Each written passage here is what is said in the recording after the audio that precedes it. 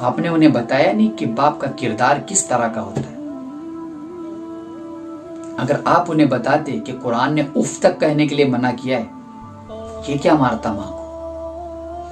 اگر آپ انہیں بتاتے کہ رضا الربی و رضا الوالدی و سخط الربی و سخط الوالدی، کہ بیٹا یاد رکھ، جس لڑکے سے اس کا باپ راضی ہو اس سے اللہ میاں راضی ہوتا ہے، جس لڑکے سے اس کا باپ ناراض ہو اس سے اللہ میاں ناراض ہوتا ہے، یہ حدیث آپ انہیں بتاتے تو یہ کیا باپ کو مارتا، یہ کیا باپ کو گالیاں دیتا؟ ایک کڑوا سچ معاشرے کا یہ بھی ہے کہ اولاد کے نافرمان ہونے میں ماں باپ کا جتنا ہاتھ ہے اتنا کسی اور کا ہو ہی نہیں سکتا۔ وہ کیسے؟ سن لیجیے۔ جب بچپن میں بچہ اپنے باپ پہ ہاتھ اٹھاتا ہے تو باپ بڑا خوش ہوتا ہے اور پورے معاشرے میں، پورے محلے میں ڈھنڈورا پیٹتا ہے کہ آج مجھے میرے بیٹے نے لات ماری یا ہاتھ سے مارا۔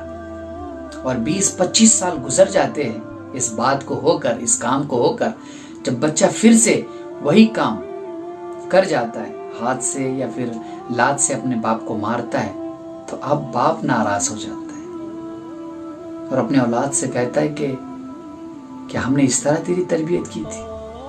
اور میاں کس طرح کی تھی؟ یاد کیجئے 25 سال پہلے جب اس نے مارا تھا، اسی وقت اگر آپ نے ایک تماچا اس کو رسید کیا ہوتا تو یہ کبھی لات نہ اٹھاتا۔ آپ کی غفلت کا نتیجہ ہے۔ 20-25 سال پہلے جب اس نے پہلی مرتبہ اپنے باپ کو گالی دی تھی تب باپ بڑا خوش ہوتا ہے کہ دیکھو یہ کس طرح گالی دے رہا ہے، اور 20-25 سال بعد جب یہ گالی دیتا ہے تو باپ ناراض ہونے لگتا ہے۔ یہ صرف اور صرف آپ کا دوش ہے، آپ نے صحیح طریقے سے اس کی پرورش نہیں کی ہے۔ ایک بات اپنے ذہن میں بٹھا لے، باوقار اولادیں، عزت دار اولادیں، پاک دامن اولادیں، اللہ کے حضور سجدہ کرنے والی اولادیں ان عورتوں کو پیدا ہوتی ہے جو عورتیں باوقار ہو، عزت دار ہو، دیانت دار ہو، پرہیزگار ہو، تقوی شعار ہو، اللہ کے حضور پیشانیاں رگڑنے والی ہو، دعا کرنے والی ہو۔ ان ماؤں کو، ان خواتین کو، ان عورتوں کو باوقار، عزت دار، بہادر، نیڈر ایسی اولادیں پیدا ہو۔ ماں باپ پہ ہاتھ اٹھانے والے، ماں باپ کو گالیاں دینے والے، ایسی اولادیں ان ماؤں کو پیدا ہوتی ہے، ان ماں باپ کو پیدا ہوتی ہے جو اسلام سے، شریعت محمدیہ صلی اللہ علیہ وسلم سے کوسوں دور ہو، جن کا کنیکشن، تعلق بالکل نہ ہو۔ اب یہ کیسے؟ یہ ایسے کیونکہ آپ نے بتایا نہیں ماں کی عظمت کیا ہوتی ہے، آپ نے انہیں بتایا نہیں کہ باپ کا کردار کس طرح کا ہوتا ہے۔ اگر آپ انہیں بتاتے کہ قرآن نے اف تک کہنے کے لیے منع کیا ہے، یہ کیا مارتا ماں کو؟ اگر آپ انہیں بتاتے کہ رضا الربی و رضا الوالدی و سخط الربی و سخط الوالدی، کہ بیٹا یاد رکھ، جس لڑکے سے اس کا باپ راضی ہو اس سے اللہ میاں راضی ہوتا ہے، جس لڑکے سے اس کا باپ ناراض ہو اس سے اللہ میاں ناراض ہوتا ہے، یہ حدیث آپ انہیں بتاتے تو یہ کیا باپ کو مارتا، یہ کیا باپ کو گالیاں دیتا؟ کون ہے ذمہ دار؟ آپ ذمہ دار۔ ایک ٹرینڈ چل رہا تھا، آپ نے اپنے بچے کو اس کے پیچھے لگا دیا۔ آج آپ کا بچہ لاکھوں روپے ضرور کما سکتا ہے لیکن آپ کی عزت نہیں کر سکتا۔ معاشرے میں تبدیلیاں ضروری ہے لیکن اس کے لیے یہ نہیں کہ بالکل آپ اپنے ماں باپ کو بھول جاؤ۔ معاشرے میں اچھا پن لانے کے لیے تبدیلیاں ضروری ہے لیکن اس کا بالکل یہ مطلب نہیں کہ آپ شریعت محمدیہ صلی اللہ علیہ وسلم کو کنارہ کر دو۔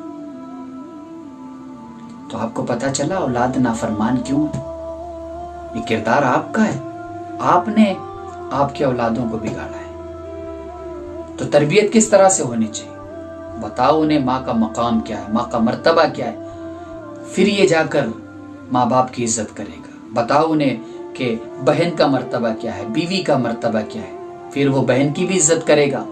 چوراہوں پہ ٹھہر کر، گلی محلے میں ٹھہر کر آنے جانے والی لڑکیوں پر گندی نگاہیں نہیں ڈال سکتا۔ جب آپ اسے بتاؤ گے کہ قرآن کریم نے یہ تیرے لیے فیصلہ کر دیا ہے کہ اگر تو کسی گلی سے، کسی محلے سے گزر رہا ہے تو اپنی نگاہوں کی، اپنی شرمگاہوں کی حفاظت کرتے ہوئے گزر۔ یہ بتاتے ہی نہیں، اور جب نہیں بتاتے تو محلہ آپ کے گھر پہ آ جاتا ہے کہ میاں اپنے بچے کو سمجھاؤ، کس طرح آپ نے اس کی تربیت کی ہے، یہ ہماری لڑکیوں کو چھیڑتا ہے۔